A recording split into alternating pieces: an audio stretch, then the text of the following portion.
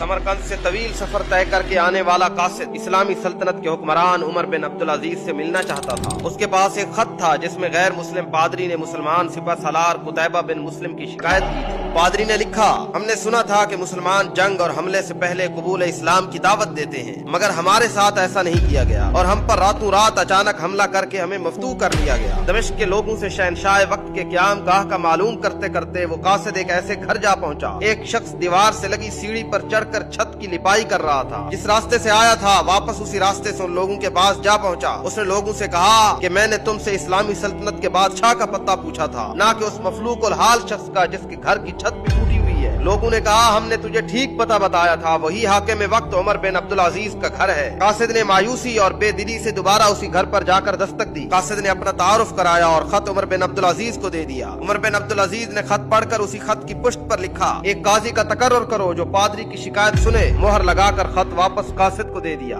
समरकंद लौटकर कासिद ने खत का जवाब और मुलाकात का हवाल जब पादरी को सुनाया तो पादरी पर भी मायूसी छा गई। उन्हें यकीन था कि कागज का ये टुकड़ा उन्हें कोई फायदा नहीं पहुंचा सकेगा, मगर कोई और रास्ता भी नहीं था। चुनाचे खत लेकर डरते डरते अमीर लश्कर और हाकिम समरकंद कुतैबा बिन मुस्लिम के पास जा पहुंचे। कुतैबा ने खत पढ़ते ही फौरन एक काजी का तयन कर दिया। काजी ने पादरी से पूछा, क्या दावा है तुम्हारा? पादरी ने कहा, कुतैबा ने बगैर किसी पेशगी इतला के हम पर हमला किया। काजी ने कुतैबा को देखकर पूछा, क्या कहते हो तुम इस दावे के जवाब में? कुतैबा ने कहा, काजी साहब, जंग तो होती फरेब और धोखा है। समरकंद एक अजीम मुल्क था। उसके कुर्ब जवार के कमतर मुल्कों ने ना तो हमारी किसी दावत को मानकर इस्लाम कबूल किया था और न ही जिजिया देने को तैयार हुए थे, बल्कि हमारे मुकाबले में जंग को तरजीह दी थी। हमें पूरा यकीन था ये लोग भी लड़ने को ही तरजीह देंगे। हमने मौके से फायदा उठाया और समरकंद पर कब्जा कर लिया। काजी ने कुतैबा की बात को नजरअंदाज करते हुए दोबारा पूछा, कुतैबा मेरी बात का जवाब दो, तुमने इन लोगों को इस्लाम कबूल करने की दावत दी? कुतैबा ने कहा, नहीं काजी साहब। काजी ने कहा, मैं देख रहा हूँ कि तुम अपनी गलती का इकरार कर रहे हो। अल्लाह ने इस दीन को फतह और अजमत, अदल इंसाफ की वजह से दी है, ना कि धोखाधड़ी और मौका परस्ती की वजह से। मेरी अदालत ये फैसला सुनाती है कि तमाम मुसलमान फौजी बिमा अपनी बीवी बच्चों के अपनी हर किस्म की अमलाक और माले गनीमत छोड़कर समरकंद की हदों से बाहर निकल जाएं और समरकंद में कोई मुसलमान बाकी न रहे। पादरी जो कुछ देख और सुन रहा था वो नाकाबिल यकीन था। चंद घंटों के अंदर मुसलमानों का अजीम लश्कर शहर छोड़कर जा चुका था। समरकंदियों ने अपनी तारीख में ऐसा कभी नहीं देखा था जब ताकतवर फाते कौम कमजोर मफतू कौम को यूं दोबारा आजादी बख्श दे। तारीख गवाह है कि थोड़ी ही देर में पादरी की क़यादत में तमाम शहर के लोग घरों से निकलकर लश्कर के पीछे सरहदों की तरफ दौड़े और ला इलाहा इल्लल्लाह मुहम्मदुर रसूलुल्लाह का इकरार करते हुए उनको वापस ले आए कि ये आपकी सल्तनत है और हम आपकी रियाया बनकर रहना अपने लिए फख्र समझेंगे। दीन रहमत ने वहाँ ऐसे नुकूश छोड़े कि समरकंद एक अरसे तक मुसलमानों का दारुल खिलाफा बना रहा।